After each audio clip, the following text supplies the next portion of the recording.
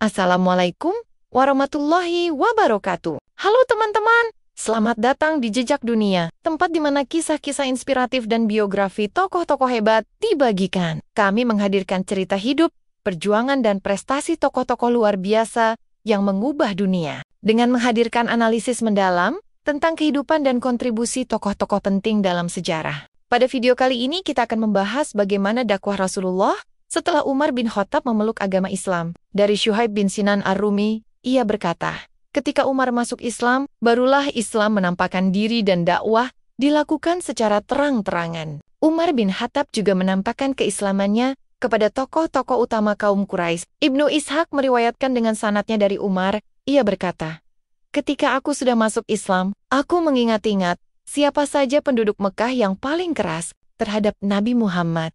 Aku berkata, pasti Abu Jahal orangnya. Kemudian, Umar bin Khattab mendatangi Abu Jahal dan mengetuk pintu rumahnya. Abu Jahal pun keluar menyambut Umar bin Khattab sembari berkata, "Selamat datang, ada apa denganmu? Aku datang untuk memberitahumu bahwa aku telah beriman kepada Allah dan Rasul-Nya, Muhammad, serta membenarkan yang telah dibawanya." Jawab Umar bin Khattab.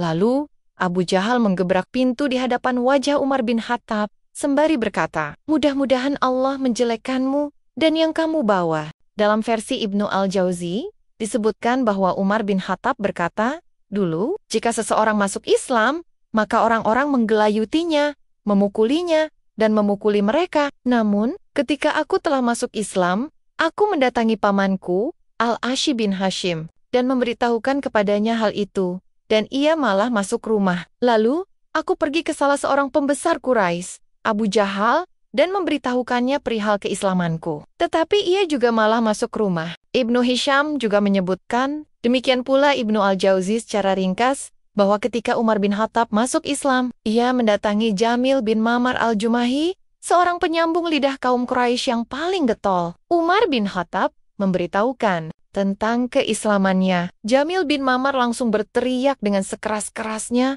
bahwa Ibnu Al-Khattab telah menjadi penganut Asy-Syabi'ah. Lalu, Umar bin Khattab menimpali, ia bohong, tetapi aku telah masuk Islam. Orang-orang kafir Quraisy langsung menyergap Umar bin Khattab, hingga terjadilah pertarungan antara Umar bin Khattab seorang diri melawan mereka. Pertarungan itu baru selesai saat matahari sudah berada tepat di atas kepala mereka. Setelah kejadian ini, kaum musyrik dalam jumlah besar menuju rumah Umar bin Khattab dengan tujuan akan membunuhnya. Dalam sebuah hadis yang diriwayatkan oleh Bukhari, Abdullah bin Umar berkata, saat Umar bin Khattab berada di rumahnya dalam kondisi cemas, datanglah Al-Ash bin Wail As-Sahmi dan Abu Amru, sembari membawa mantel dan baju yang dilipat, dan terbuat dari sutra.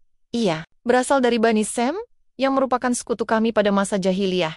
Umar bin Khattab berkata kepadanya, "Ada apa denganmu?" Al-Ash menjawab, "Kaummu mengaku akan membunuhku bila aku masuk Islam." Umar bin Khattab membalas, "Kamu aman. Kalau begitu, tidak akan ada yang bisa melakukan hal itu terhadapmu." Al-Ash kemudian keluar dan mendapatkan banyak orang yang sudah memadati lembah tersebut. Lantas ia berkata kepada mereka, "Hendak kemana kalian?" Menemui si Ibnu Al-Khattab yang sudah menjadi penganut Asy-Syabi'ah ini. Jawab mereka. Al-Ash menjawab, "Kalian tidak akan bisa melakukan hal itu terhadapnya." Orang-orang itu pun pergi. Dalam riwayat Ibnu Ishaq disebutkan, demi Allah, seolah-olah mereka itu bagaikan pakaian yang tersingkap.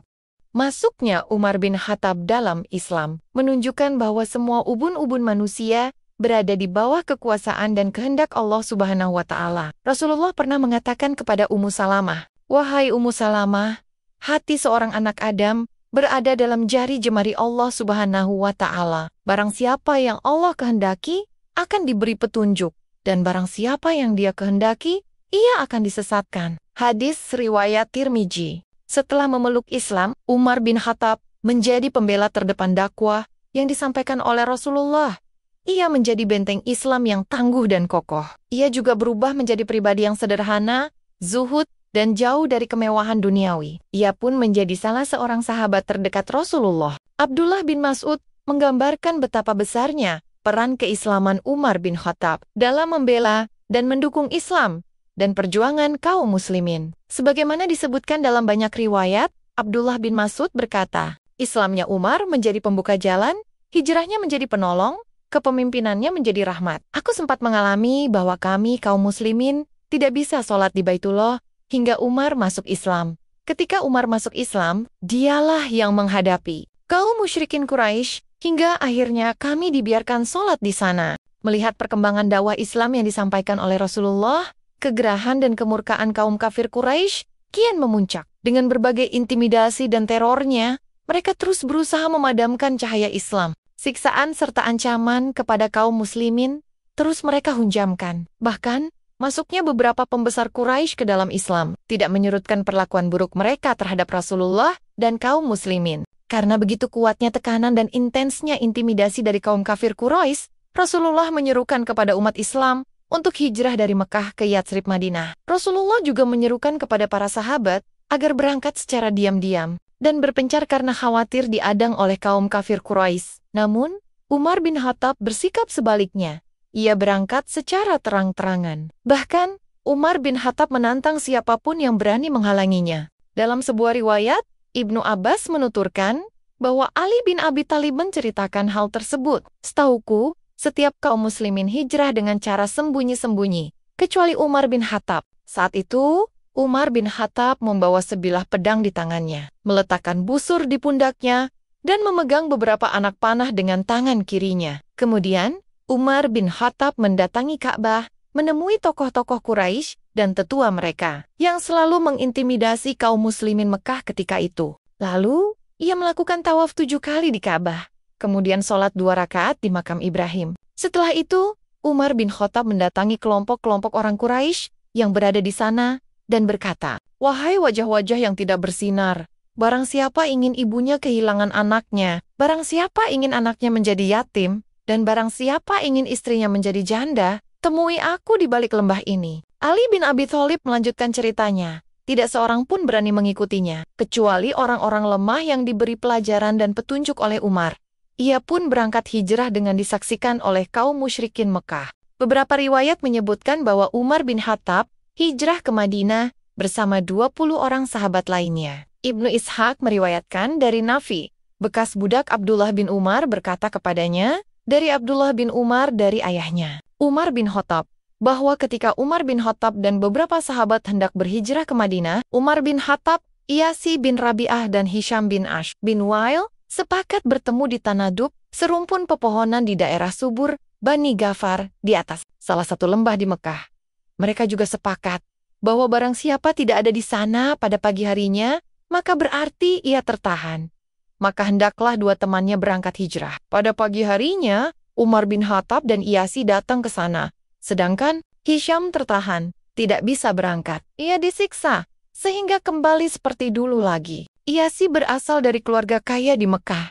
Ketika saudara laki-lakinya, Al-Harits dan Abu Jahal mengetahui bahwa Iyasi turut berhijrah ke Madinah, keduanya sangat marah. Mereka bertekad hendak memintanya kembali dan menyusulnya hingga ke Madinah. Sebelum memasuki pusat kota Madinah, Umar bin Khattab dan rombongan singgah di perkampungan Bani Amru bin Auf di daerah Kuba. Sementara itu, Abu Jahal dan Harits bin Hisham menyusul Iyasi bin Rabi'ah. Setelah berhasil menyusul Iyasi, Abu Jahal berkata, "Wahai Iyasi, ibumu telah bersumpah tidak akan menyisir rambutnya, tidak akan berteduh dari terik matahari, dan tidak akan mandi sampai kamu kembali." Iyasi yang sangat dekat dan cinta kepada ibunya langsung terpengaruh dengan perkataan dan bujukan Abu Jahal dan Harits. Begitu mendengar ibunya tidak mau menyisir rambutnya dan selalu berjemur di terik matahari, Iyasi pun merasa kasihan terhadap ibunya. Umar bin Khattab mencoba untuk menenangkan Iyasi dan meyakinkannya bahwa ibunya pasti akan mandi, menyisir rambutnya, dan mesti berteduh dari terik matahari meskipun Iyasi tidak pulang. Umar bin Khattab berkata, "Mereka hendak membuatmu murtad dari agamamu. Jangan khawatirkan ibumu. Demi Allah, jika ada kutu di kepala ibumu, pasti ia akan menyisir rambutnya. Jika ia berdiri di bawah panas, niscaya akan letih dan akan berteduh." Akan tetapi, bujukan Umar bin Khattab tidak mempan, Iyasi tetap memutuskan untuk kembali ke Mekah. "Aku akan menemui ibuku. Aku juga masih punya harta yang tertinggal di Mekah, dan aku akan mengambilnya dulu. Setelah itu, aku bisa kembali ke Madinah. Kamu tahu, wahai Iyasi, aku penduduk Mekah yang memiliki banyak harta. Aku akan membagi hartaku untukmu setengahnya. kata Umar bin Khattab berusaha meyakinkan. Tapi, Iyasi tetap menolak, dan ia bersikukuh untuk kembali ke Mekah. Umar bin Khattab pun tidak dapat mencegah keinginan Iyasi. Lalu Umar bin Khattab berkata kepadanya, "Ambillah untaku, dan kembalilah. Semoga ia mengingatkanmu dengan keadaan kaum muslimin." Umar bin Khattab juga berpesan, bila sewaktu-waktu ia melihat gelagat tidak baik, hendaknya ia memacu unta tersebut kembali ke Madinah. Kemudian, ketiga orang itu kembali ke Mekah.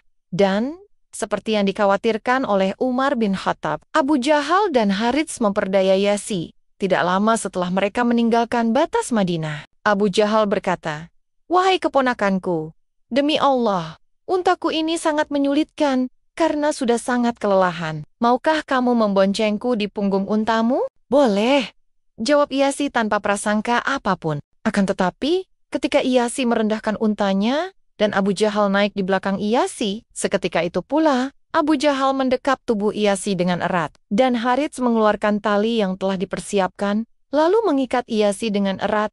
Mereka pun membawa Iyasi ke Mekah dalam keadaan terikat. Sampai di Mekah, ia disiksa dengan hebat dan dipaksa untuk murtad, sehingga akhirnya ia menuruti kemauan mereka. Hal yang sama juga terjadi kepada Hisham bin Ash, yang terpaksa murtad karena beratnya siksaan yang ditimpakan. Sebagian riwayat menyebutkan, mereka tidak sampai murtad, sehingga mereka diikat dan dipenjarakan di suatu tempat. Terkait kembalinya Iyasi ke Mekah dan batalnya keberangkatan Hisham, Umar bin Khattab berkata, "Dulu kami mengira bahwa Allah Subhanahu wa Ta'ala tidak akan memaafkan perbuatan Iyasi dan Hisham. Allah tidak akan menerima taubat mereka yang telah mengenal Allah, lalu tidak berhijrah dan kembali kepada kekufuran karena tidak kuat menghadapi ujian." Hisham bin As juga mengira bahwa Allah Subhanahu wa Ta'ala tidak akan mengampuni dosanya akibat tidak berangkat hijrah dan kembali kepada kekufuran. Umar bin Khattab berkata, ketika Rasulullah telah sampai di Madinah,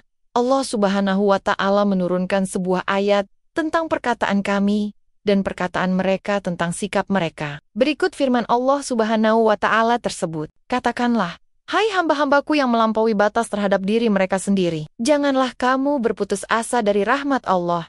Sesungguhnya, Allah mengampuni dosa semuanya. Sesungguhnya, Dialah yang Maha Pengampun, lagi Maha Penyayang. Dan, kembalilah kamu kepada Tuhanmu, dan berserah dirilah kepadanya, sebelum datang azab kepadamu. Kemudian, kamu tidak dapat ditolong lagi. Dan, ikutilah sebaik-baik apa yang telah diturunkan kepadamu dari Tuhanmu, sebelum datang azab kepadamu, dengan tiba-tiba, sedang kamu tidak menyadarinya." Quran Surat Az-Zumar, ayat 53-55. Kemudian, Umar bin Khattab menuliskan firman Allah Subhanahu wa Ta'ala tersebut di atas carik kertas dan dikirimkan kepada Hisham bin As dan Iyasi. Hisham bin As berkata, "Setelah surat Umar itu sampai ke tanganku, aku membacanya di Diziswa, sebuah lembah di Mekah. Aku naik ke puncak bukit sambil membawa surat tersebut. Aku terus membacanya berkali-kali, tetapi masih saja belum dapat memahaminya. Hingga akhirnya aku berdoa, 'Ya Allah, pahamkanlah aku tentangnya.' Lalu, Allah pun memberikan pemahaman ke dalam dadaku bahwa ayat ini tentang ucapan kami, tentang diri kami, dan pendapat yang diarahkan kepada kami.